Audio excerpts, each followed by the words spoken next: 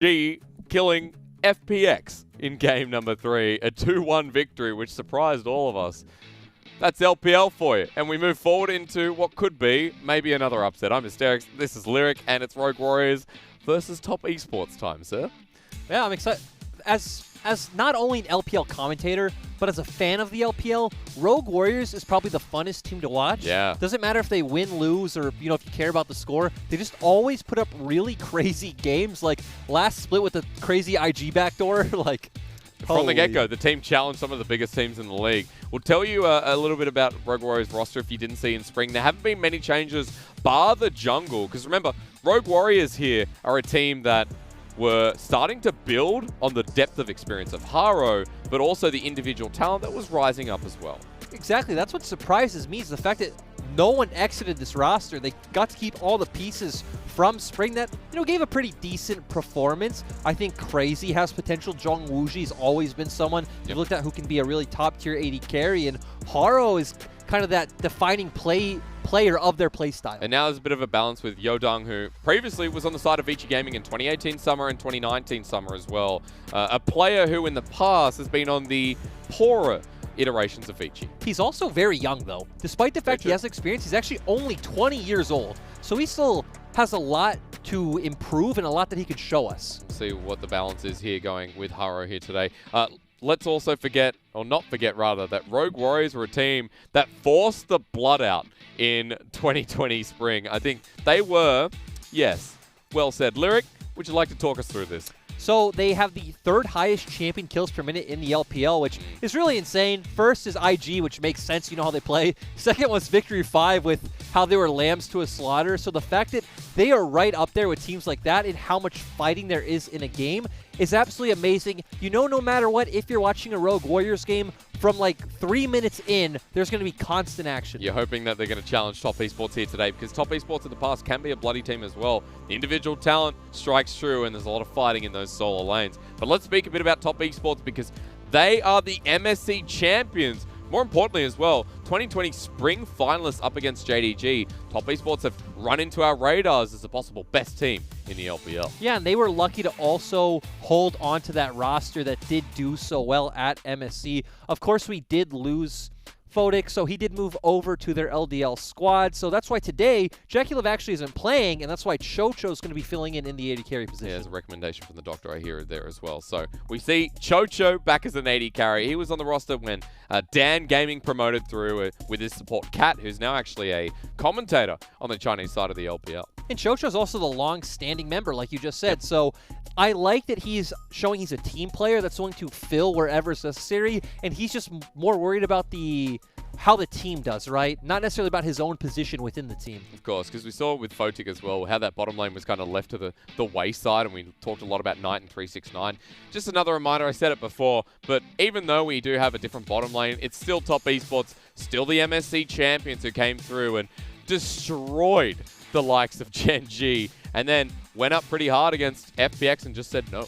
I know a lot of people who thought that they should have won the LPL Spring Final. It's obviously very close. It was 3-2. Congrats to JDG for doing it, but Top Esports have looked better and better from series to series, and especially at MSC, the thing that jumped out to me was it was the best League of Legends Yu Yajus has played to date. A lot of improvement in that support that we said was definitely towards the bottom of the list here in the league. And we just saw so many good instances of skirmishing and team fighting across the board, right? Knight had so many good clips. 369 as well just had an amazing tournament, great engager for this team. And Karsa's just come back to life ever since Jackie Love's joined the roster. We're seeing the flashes of brilliance that we saw on Karsa in the RNG roster that won MSI, the 2018 roster there, 2019 Karsa of MSI. Oh god, this is the highlight that everyone remembers though, of Knight on the LeBlanc. And of course the Yuumi does a lot in this clip as well, so great play coming from him and showing why everyone who's watched the LPL for so long has known him as a superstar. Knight was insane. I have to correct myself because I had a massive brain fart again. It was more about Karsa coming through and the one we saw on the roster at 2019 especially. We're looking towards Top Esports dismantling FPX now as well, which was the icing on the cake. Yeah, of course, and we see right there Karsa playing well. 369 also looking great on that Renekton, and Jackie Love with the famous Ezreal moves. I'm just so excited for how this team can progress throughout summer. Me too. Sir, would you like to talk about the jungler who joined Top Esports this year and who is starting to become really aligned with the best player in the mid lane in Knight? In late 2018 and 2019, Karsa looked like arguably the best jungler in the world. Yep. I think that's a pretty fair statement to make. But coming into Top Esports, him and Knight had some real anti-synergy. He was even not just playing very well individually. We'd see some moments of that old Karsa with brilliance, but ever since Jackie Love's come into the roster, he looks great. Him and Knight, strongest 2v2 in the league, plays around 369 so well, and he's just so cerebral with what he can do on the map. He is back in form. I don't know what it is with me today. I'm just having moments of tracking. 2018 MSI, RNG, Karsa, correct? Yeah. With MLXG. Well, remember, because before that, RNG were predominantly using MLXG, and it was that MSI where they kind of switched gears and Karsa came in and become the big jungler for that team. Apologies about that again, ladies and gentlemen. I remember Karsa being the best jungler, at least expected in 2019 throughout, challenging the likes of Tien, who made his show on the starting roster of FPX, and it was all about Karsa holding that position. Now here on Top Esports, he has a chance to do it again here in summer, especially when we have 4 slots for Worlds. The expectation is Karsa alongside Top Esports should be taking one of them. True, and for any new watchers to LPL this year wondering, why have I never heard about Top Esports before?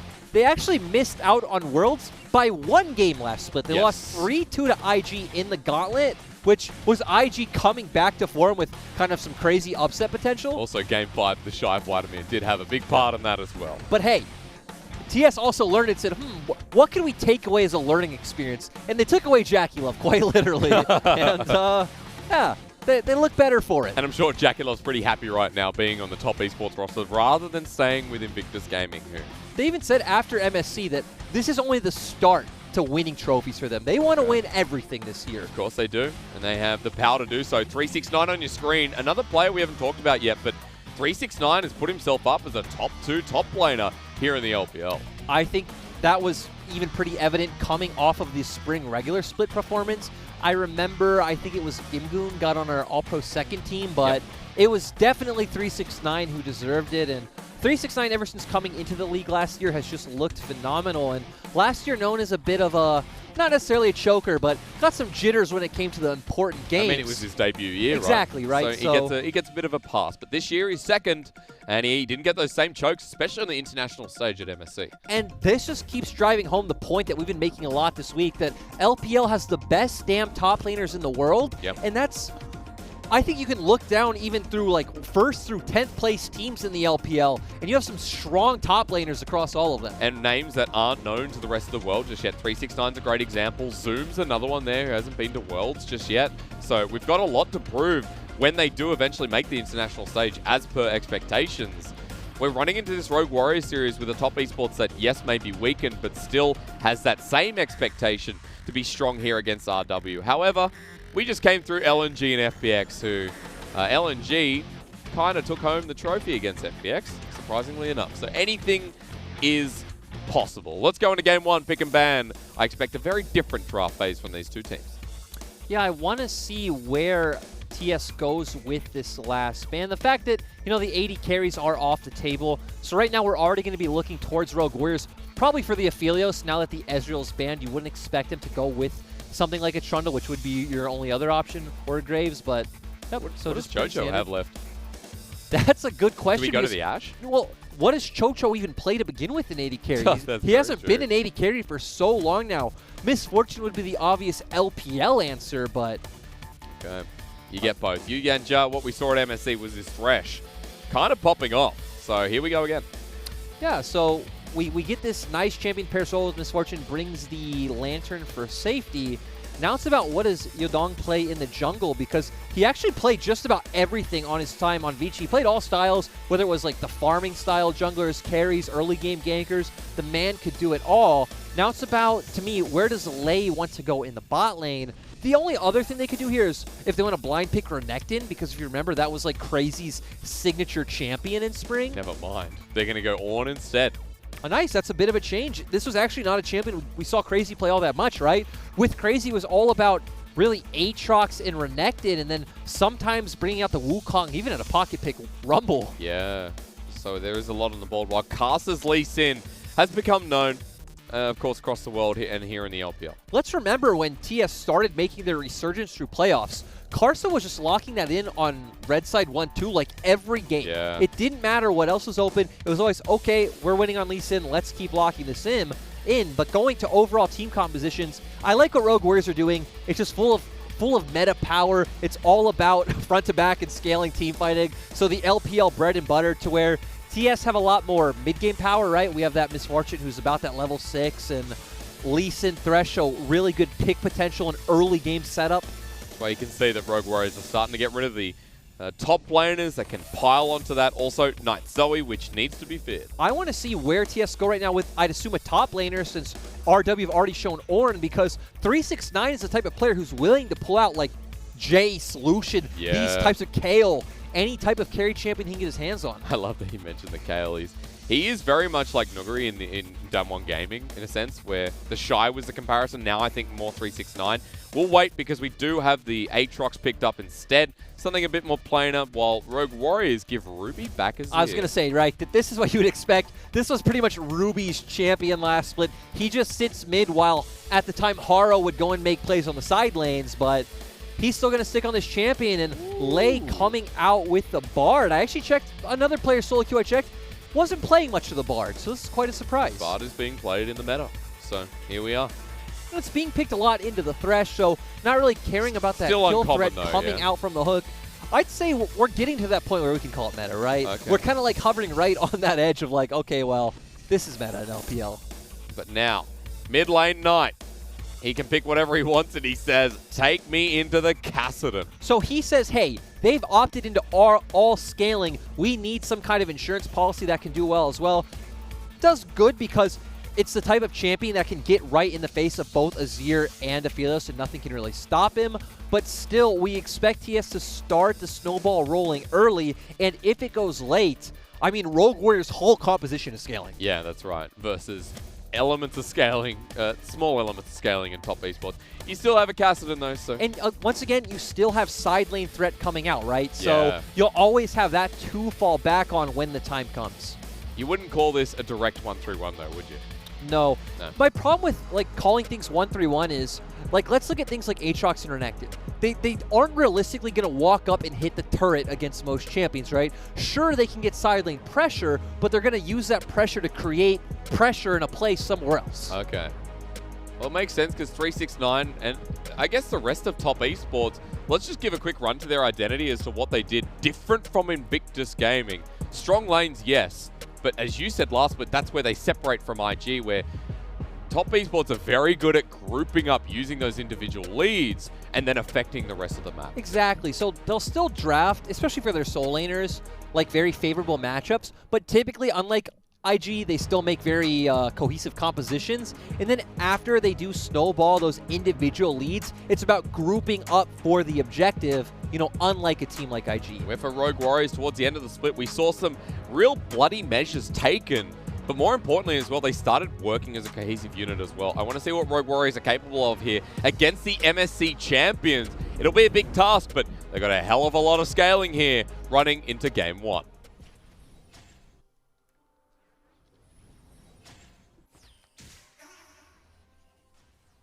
What Bard skin do we have? Is it Astro Bard? I think it is. If you run anything else, you're kind of trolling at this point. Astro Bard is a... Let's just say it's a sexy skin. It really is. You know, it's kind of... Sorry to move to a serious game point hystericals, but looking at Rogue Warriors comp, this is not a bloodthirsty composition. It is. I guess so, but this comp wants to sit back and it wants to farm. Yeah. Not the style we know at all.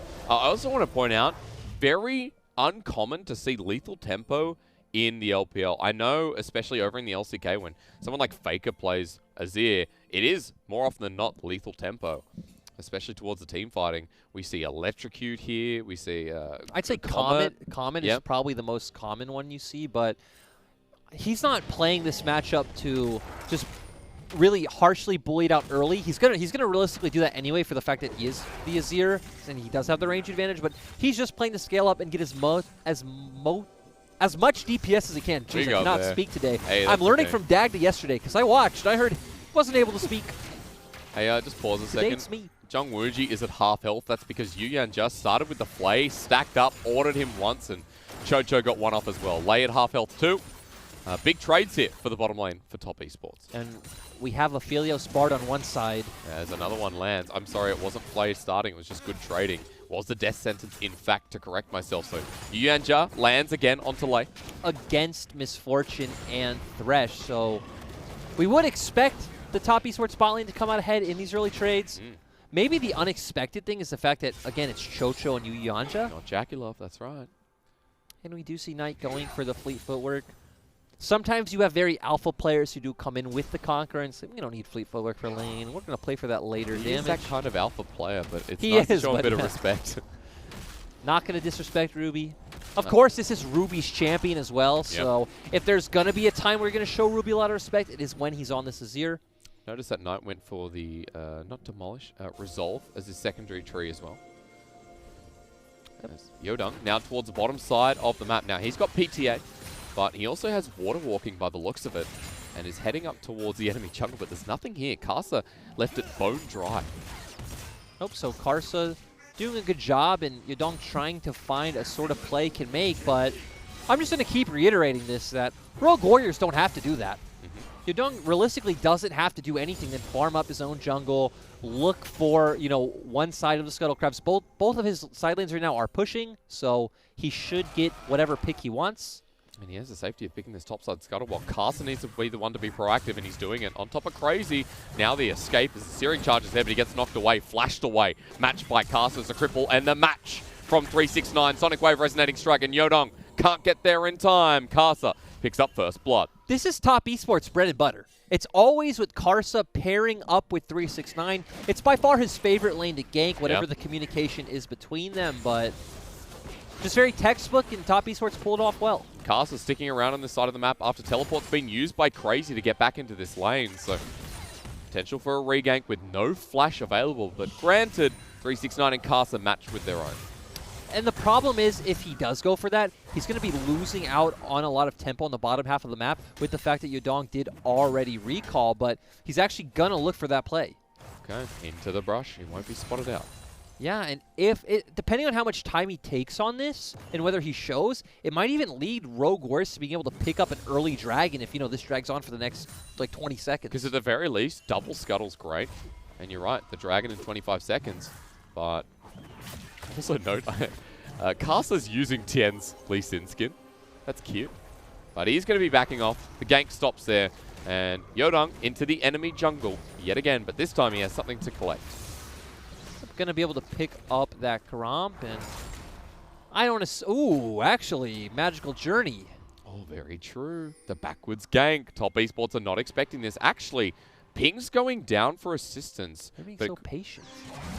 They're in now. The wave pushed out. Yuyan uses the Dark Passage to save the day. Great plays. The teleport is deep behind them. And look, incoming is Karsa. So Yodong has to get out of there while 369 gets Cosmic Binding against the wall. Lei going to get pulled back in with the Infernal Chains. Flashes away before he does. Trading better here for Top Esports. And now Karsa wants to dive. Lei's Cosmic Binding completely saved them on that play, But the wave coming through here. Rogue Warriors stuck underneath the turret. 4 versus 3. Mid laners not getting involved, but they have TP. It's good that they didn't overcommit for that dive because you can even see Ruby stopped moving forward, just preparing to use that TP and find the best angle. So overall, I'd say pretty lucky from Rogue Warriors to get alive, and great Cosmic Binding from Lei to stop 369 in his tracks.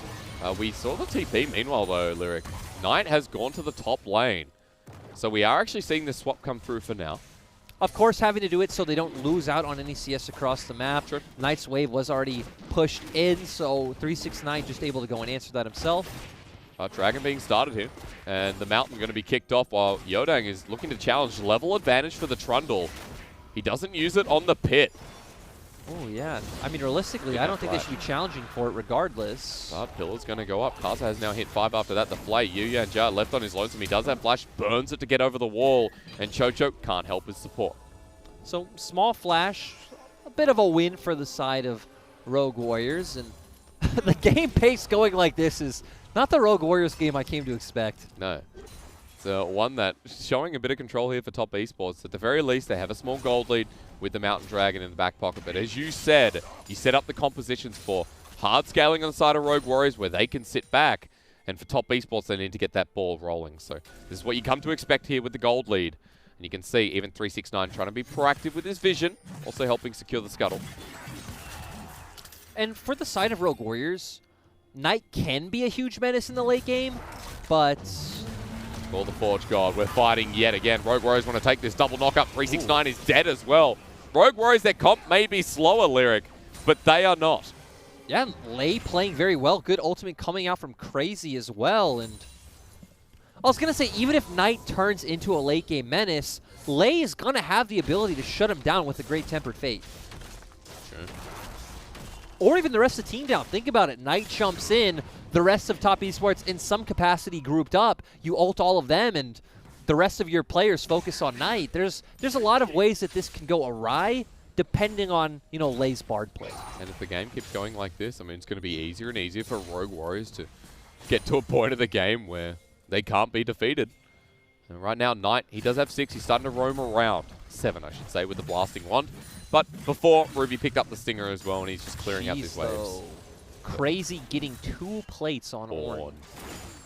As Yugen just starting to roam himself, but Ruby's out of there. Ornn versus Aatrox matchup now. Originally, what did we say about it? I mean, Ornn does fine into a lot. Ornn does fine into everything, honestly. Yeah. Like, even against Aatrox, but the way you'd want to see it play before was with Aatrox freezing the lane on his side and trying to zone Ornn off, where we saw in LPL a lot of Ornn's...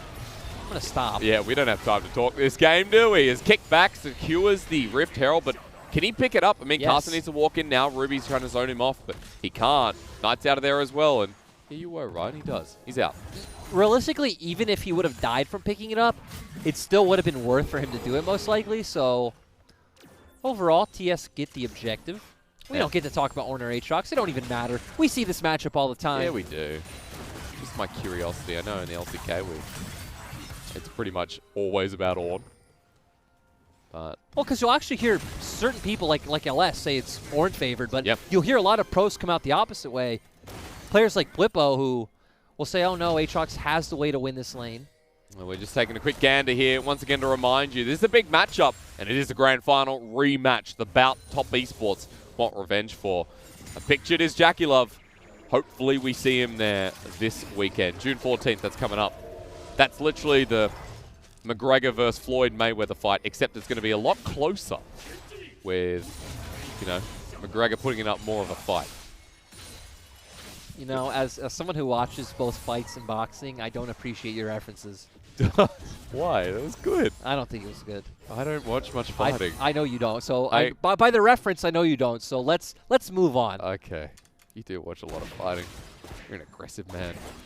You know what I watch in my spare time? You can have a guess. I know what. Oh God. No. Sir, not that direction. I was gonna say anime. I know you're a huge weeb. I'm a bit of a weeb. I'm not. Hang on, a huge weeb. A bit. How dare you? I'm a cool guy. You do have the Australian accent, which we've talked about. Does add like +10 to your charisma. So. But -10 to civility sometimes, I will say. Yeah. Caster towards the bottom side. Keep an eye on your screen and stop listening to us for a second. Caster does have the Rift Herald in hand, and Top Esports are deep here. Chocho maybe on the wrong side of this battle as the Tempered Fate used, but not before the Death Sentence comes out. Sonic Wave into the bullet time resonating strike, but it is interrupted. Not before Top Esports have their way with Yodong as Ruby tries to get the shuffle back as Chocho dodges away from it. He'll die, but he can't get into the magical journey. It's the wrong way. Ruby on the backside, the cripple is going to kill him with Wuji. Now getting turned on as well. Knight ready to jump back in as Lei has to flash over the wall. The Death Sentence short to the right. That's it. I feel like mechanics are the only thing that even kept TES. Whoa, and it's still going. Lei's going to die too. Dark Passage out. And yeah, mechanics again to finish off. That fight looked like it was so much in Rogue Warriors' favor, but the bot lane are able to extend it so much that Knight's able to get there. Karsa finding a great engage and good kick onto Yodong. And We just see it pay off even there. Karsa hitting so many good Sonic waves, able to find a bunch of kills, and they're going to pick up the second Drake as well as get the Rift Herald down. Back in form. That's what we said about Karsa. That fight shows us, yeah, Karsa back in form for sure.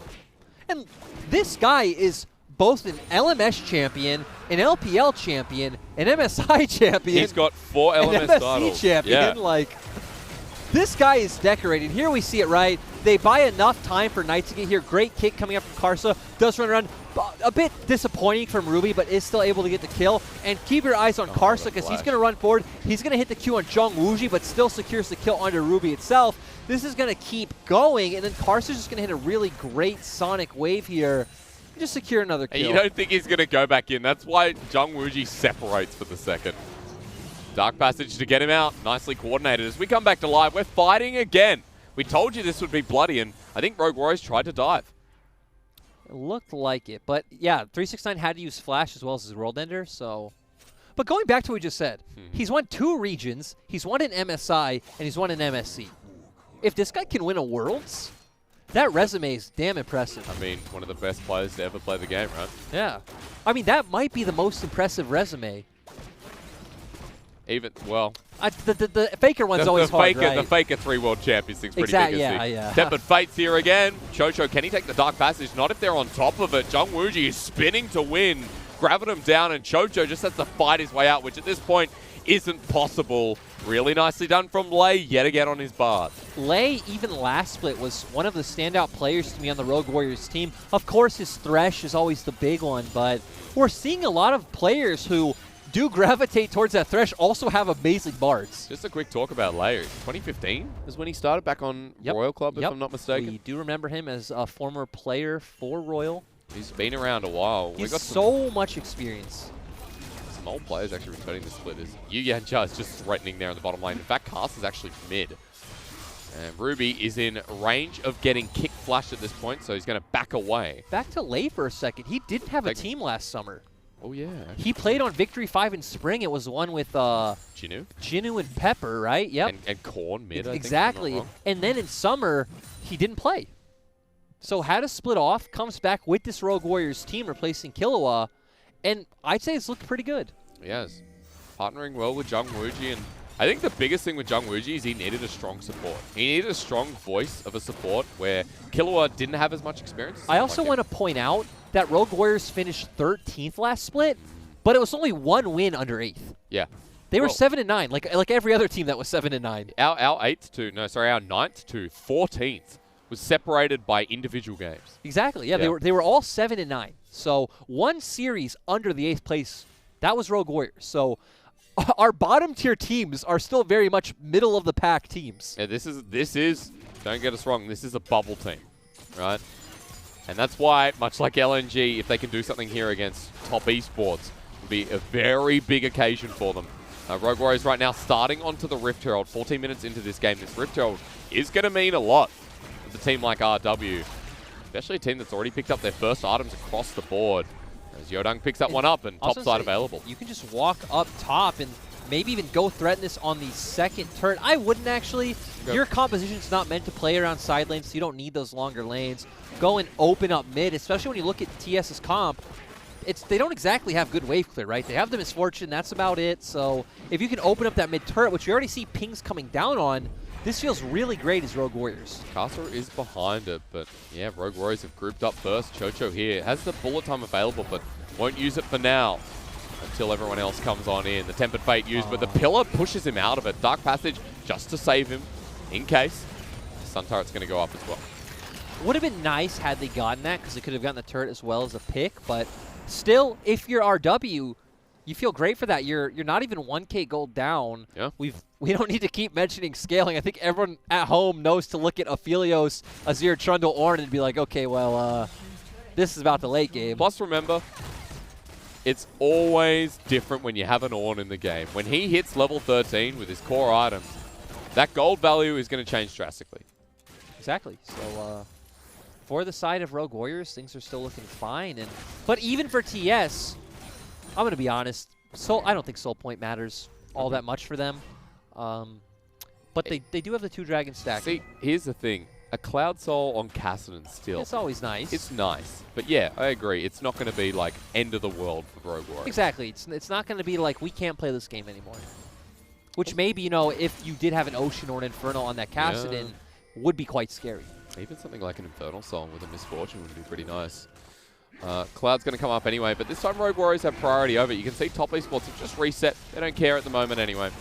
Yeah, I'd say it's pretty strange they're opting not to fight. Seems like they just want to keep having Knight farm up and be a big player. And despite comps, I'd say TS obviously still a good shot at winning this game just from the mechanical plays we've seen from them this game and how they've taken those fights. And at the very least, when we get towards those second and third items for the Fed members, you've already got the Black Cleaver on Casa. Just note that Knight is going the tier route, so there will be a Seraph's Embrace as his second item with the Rod of Ages. So you still get a huge mid to late game for the individual player that's always carried these games. Remember, scaling or no, Knight has been the player to subvert expectations. Yep. Moving back to the side of Rogue Warriors, though, kind of planning out the next few minutes, they don't need to do too much still. You can just continuously wait for objectives, try to bait Top Esports into you. Yeah, nice. Knight now going to be dealing with, lethal tempo. I know, we really don't see it much. Halo Blades is the other one I was going to say. We even stopped seeing that halfway through the split. Like, players stopped taking it. So there's only a couple of weeks that people thought, oh, Halo Blades is here better.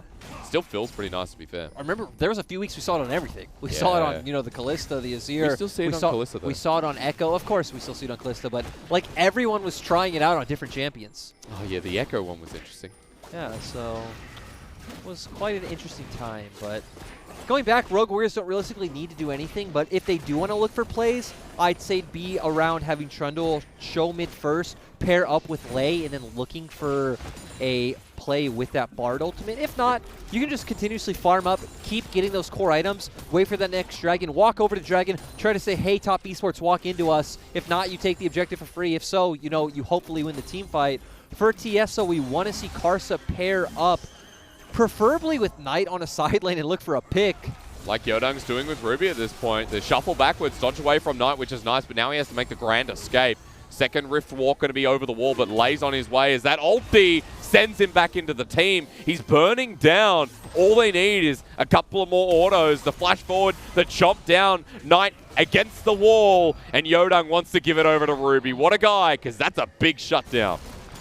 Still, TS able to get a lot done in mid, but Karsa trying to play around 369, but killing crazy at this point, especially he's gone the Frozen Fist route, so double armor items. Going to be extremely hard for them to pick him off in a side lane. But you have to say, I mean, again, Rogue Warriors, in fact, now they've got a gold lead. So turret stays standing, even though it's pretty much a dead turret at this point. And this is, like, honestly, for TS, first of all, that turret's gone. Don't let that health scare you. Turret. Exactly. It's like fool's gold, right? It's there in front of you. It makes you think you have safety. It's actually lying to you. It does nothing. Okay. But even if TS actually took it down, it doesn't mean too much for Rogue Warriors, because for Rogue Warriors, this game at some point is going to come down to a big team fight that will decide the game. It's not going to come down to a siege from TS. Could potentially come down to side laning, but I doubt it, because as Ornn, at some point you could just say, okay, I'm going to let Knight push in the side lane. It doesn't matter. I'm going to group up with my team, look for a big call to Forge God, and this whole game is going to be bet on that team fight at some point. It'll be so hard to dodge as Rogue Warriors did you see this in the cards? No, I didn't. Okay, well, but this could be the big team fight. I mean, I think it's gone. I mean, Severin with Crescendo. Now Carson needs a big steal. The ultimate, though, from Lei. It's secured by Rogue Warriors. They turn for the fight, but this is just a disengage. Slow down on Carson 369 as Knight jumps on in. Rogue Warriors are sped up, and they're out. Lei, that was the play. That was absolutely beautiful. He's looked great on this Bard this series, and not this series, this game. This isn't quite a series yet, but so far, Rogue Warriors drafting this complete scaling comp, playing around it so well, and TS not able to do anything so far. Azir or Felios just do Baron so damn quickly. And it makes you start to wonder if Knight should have picked up, you know, maybe a more offensive mid lane champion and look, you know, TS try to look to snowball through mid and early game once they'd already committed to the early Lee Sin and Misfortune. But instead, he went with the Cassidy, which, of course, is played before. And it does make sense, right? Like you can see how it would work against Rogue Warriors, but I also see how Rogue Warriors can shut it down with, some good Bard play, some good sidestepping out from Ruby and Zhongwuji. And I mean, just coming back to what's just happened with the Baron, this shifts the dynamic massively. Look at the side lanes built up here. Knight's going to be backing away while two members hit down on this bottom lane turret. Ruby and Yodang having a great time. Imagine being a Kassadin in this position where you feel like you have to go and answer waves. You're not answering waves, you're a Kassadin. So Rogue Warriors in a great spot. They're going to be able to take this Dragon for free, which is why they're not even concerned about it right now. If you're Rogue Warriors, you don't even care about Dragon. Oh, but Yu Yanja is actually caught on out. Knight jumps in. Teleport's going to be used as well. He flashes away immediately, but that's going to give them access to the turret. Yodang walks up once again, and Rogue Warriors, a firm gold lead here with the momentum on their side. And Rogue Warriors have another composition that don't really need or want to take advantage of a full map. They don't need to push out all 3 lanes and use Baron in that way. Once again, they can try and set up a side because it's always all about not giving TS the opening.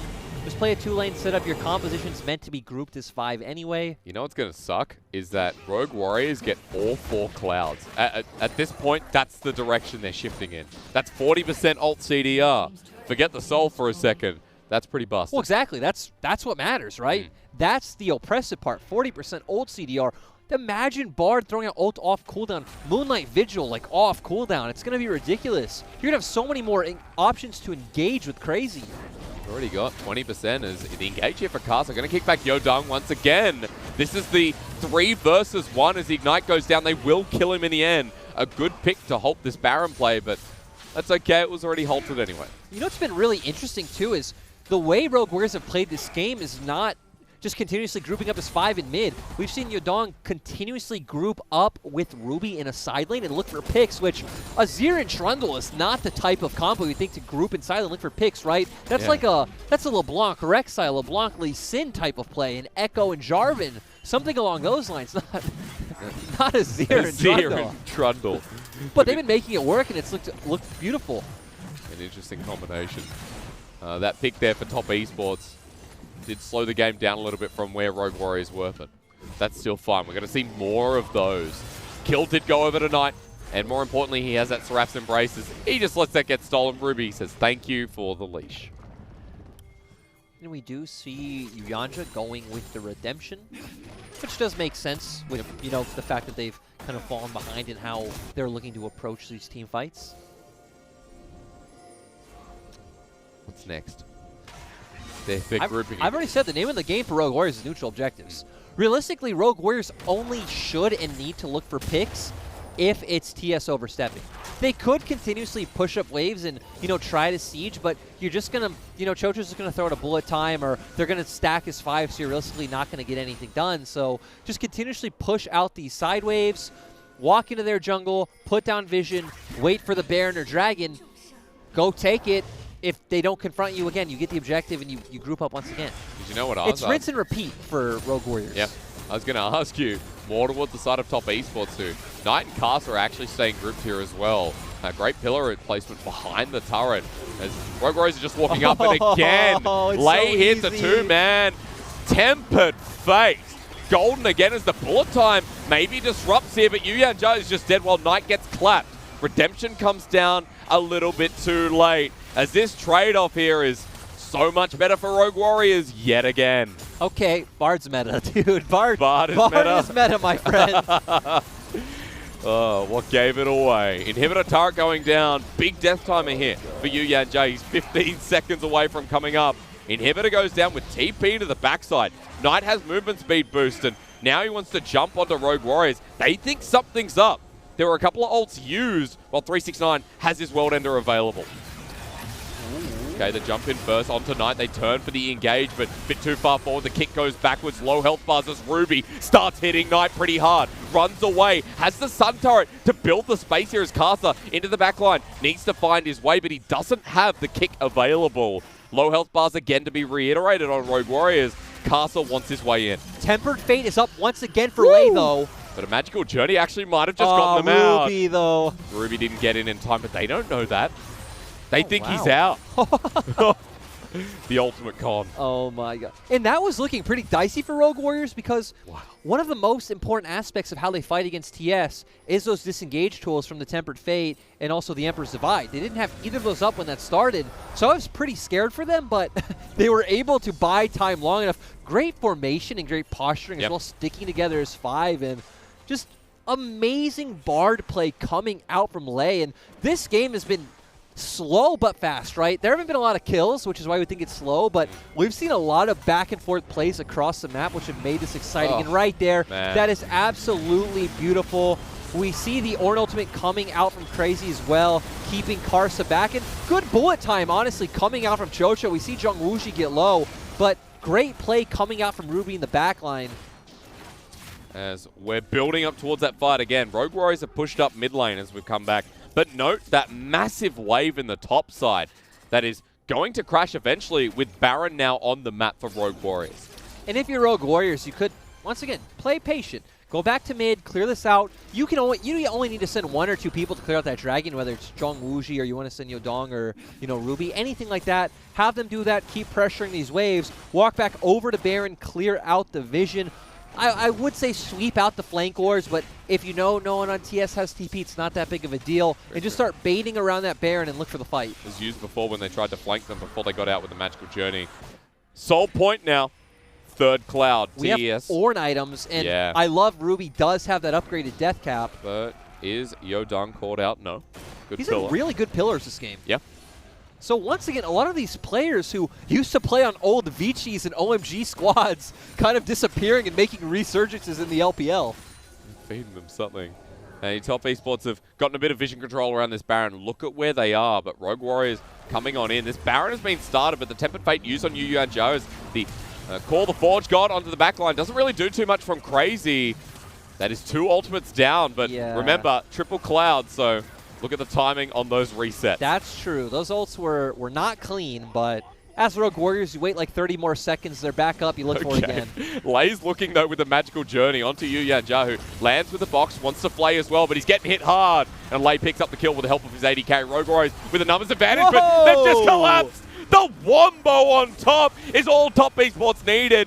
Great ult from Ruby, but never mind that. They charge. And they funneled into a choke point, and they found such a great position for 369 Karsa and Knight to jump in all at the same time. And you don't have no disengage tools open, and even if you did, just where you are on the map wouldn't allow you to use it anyway. And after the praise goes to Rogue Warriors, now it must to Top Esports, who are back in this game. 15 minutes ago, we said despite the fact that with how the game's going in compositions, Rogue Warriors should win, mechanical outplays will always keep TS in this. And just look at this choke point, right?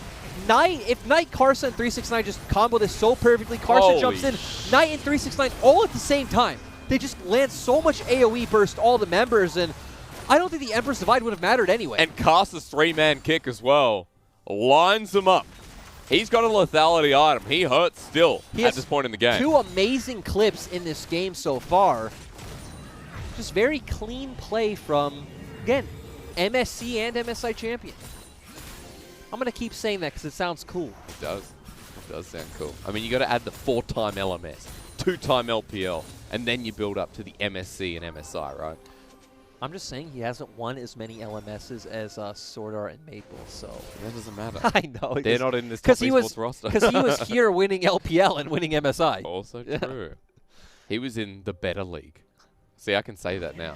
I could say that back then anyway. I'm willing to say that now. Especially since it doesn't exist. But to be fair, better than PCS. Hey, ladies and gentlemen, welcome to now a Top Esports 3K gold lead at 30 minutes. Look at how TS are playing this, playing through their winning side lanes. But this is also what's scary when you still look for Rogue Warriors. You have Ornn and Bard. And Chocho's called out. Call the Forge God here onto the 80 carry. Flashes away. Exhausted down. The knockup doesn't come through, but he's still dead. 4 versus 5 for 50 seconds. The push is on from 9. Ornn and Trundle can just tank this.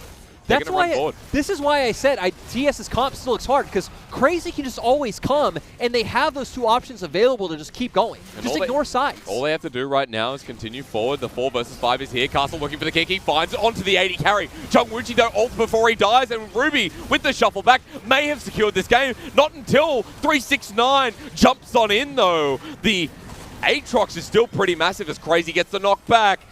Top Esports defend as Crazy's launched on yet again by Casa. Crippled down, but the Sun Turret is still there. Lay looking for the Cosmic Binding, finds it, the knock-up underneath the turret, which gets destroyed. The ultimate this time here from Crazy misses as Rogue Warriors are still getting destroyed by 369. The Tempered Fate, is it good or bad? I'm not sure at this point. Either way, Crazy's dead, and he will take Yu Yuanjia with him. Yeah, and overall, honestly, I feel like Zhong Wuji and Ruby making a bit of some missteps, going a bit too far forward, not respecting Karsa at night, but great play from Karsa. I don't know how many times we're going to say that this game, but he's just finding these kicks so well. And in the end, TS coming out ahead, and you're getting to a point where it doesn't matter if Knight, Karsa, and 369 all jump in at the same time. Zhong Wuji and Ruby just disappear. This game goes on, huh? Top Esports defending.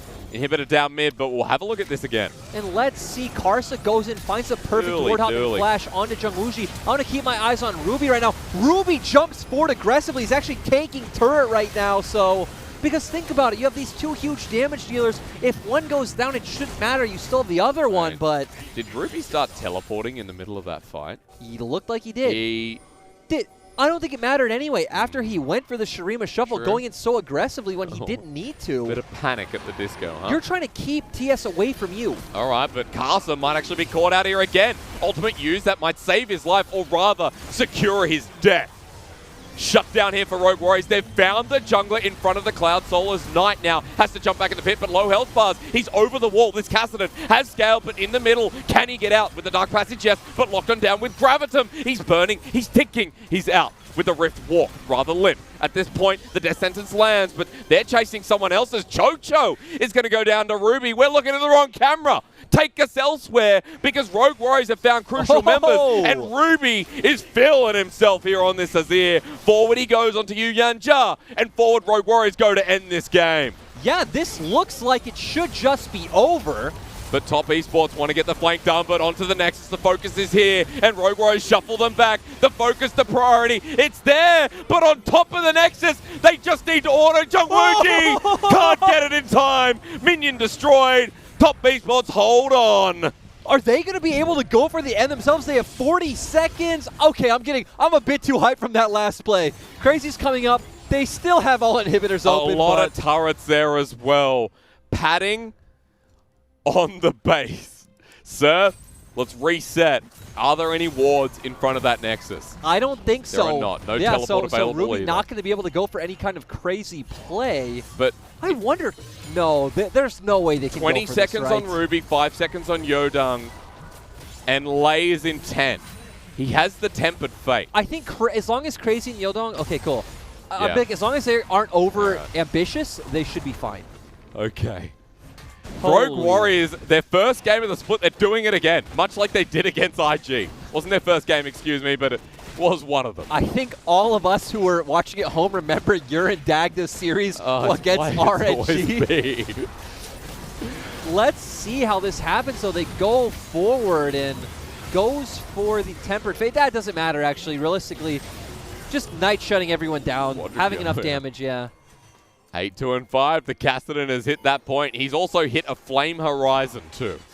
So, big member. But we've got a bare Nexus on the side of Top Esports, and Rogue Warriors have the shove through top, through mid.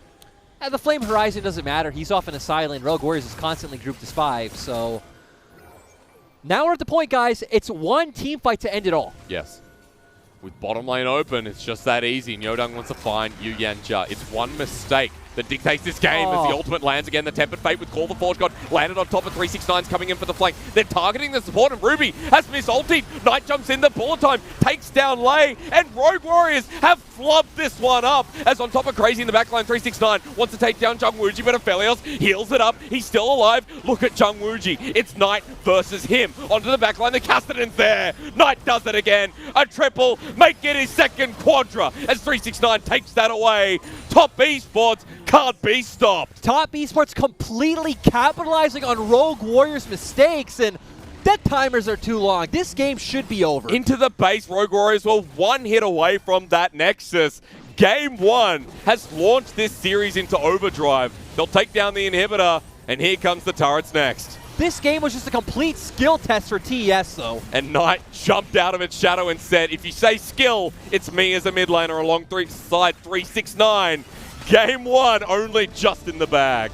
You know, this game is just like every Rogue Warriors game where they get so close, they just have to do one or two things differently, and it would be theirs. Why are they throwing out the Bard ultimate? Why are they throwing out the Azir ultimate aggressively? Just walk forward, wait for TS to posture into you, and use those to peel. Oh, it was one auto attack where Chung Wuji was left at the Nexus after going into GA, and it wasn't enough damage. Even that, just that last team fight. I'm so frustrated watching for Rogue Warriors because you have no reason to look for that play. Just push forward. When they thought they found Yu Yanjia off the Bard ultimate as well. When Lei's having great ultimates all game long. And that ultimate wasn't bad, but the rest of Rogue Warriors wanted to go forward, and that was not the time. I'd prefer them to save it for the fight. Save it for when Knight's coming in, and you can throw that ultimate onto someone like Chocho. All right, where do you want to start on this one? Because that was a 45-something minute game. What do you mean, where do we start on this one? Early game, here, I'll break this down simply. I don't remember. TES early game mechanics, Rogue Warriors by time scaling. Rogue Warriors, what are you doing? The end. All right, we're going to a break. There we go. Done. I wish. A lot of replays needed here in this game number 1. Rogue Warriors again. We set this up nicely. This is why we're here, though. This is what we're here for Rogue Warriors games. This is what we set up, especially with IG last split, where we saw against FPX, and we saw their win against EDG, RNG as well, that they challenged and took down in 2020 spring. Rogue Warriors just had this knack of, no matter the team composition, really challenging their opponents. They're like the best team at pushing you to that like 45-minute nail biter, like, oh my god, what's going on? But you also know in the end, like 80% of the time, they're going to disappoint you. Yeah, it's kind of crazy because during the game itself, I kind of expected something like that. But yeah, Goldgraph for you. That was the second last fight where they were towards the Nexus, where Top Esports at that 32-minute mark, had the lead taken back a bit. But then the game-ending play that came through, and Knight did a heck of a lot of damage. Knight, of course, played well. We all saw that. The damage graph shows that. The one that damage graph doesn't highlight is how many amazing insects Karsa found this game. Karsa nailed that game, and even though, like, you know, Knight got a triple and a quadra, I'm just saying MVP has to go to Karsa. Give it to Karsa. If Rogue Warriors won, it would have been Lei. As a side note, I agree. The early Bard ultimate. Even if it does go tonight, it's understandable. It sucks that we can't give like a dual MVP to them as a combo, but you know, we're working well together. I think for Rogue Warriors, while we saw a lot of great plays earlier in the game when they didn't have to make the plays, when we got towards the late game where we expected Rogue Warriors to continue flourishing, we got those mechanical mistakes. Ruby, a great example. The inexperience of this player has been talked about before. He had some really good moments in that game. He also had some pretty clumsy moments towards the end. My problem isn't even like mechanics. It's their decision-making in high-pressure situations just always fails them. Leading up to high-pressure situations, it's pretty good. Like, it's going great. You're like, okay, this is a middle or upper middle tier LPL team. But then when it gets to like the 40-minute nail biter, the clutch situation, this team they just dropped the ball. It was still fun to watch. Nevertheless, we got to one hit on the Nexus needed for Rogue Warriors, but Top Esports took game 1. We'll see how proactive and active game 2 is right after this.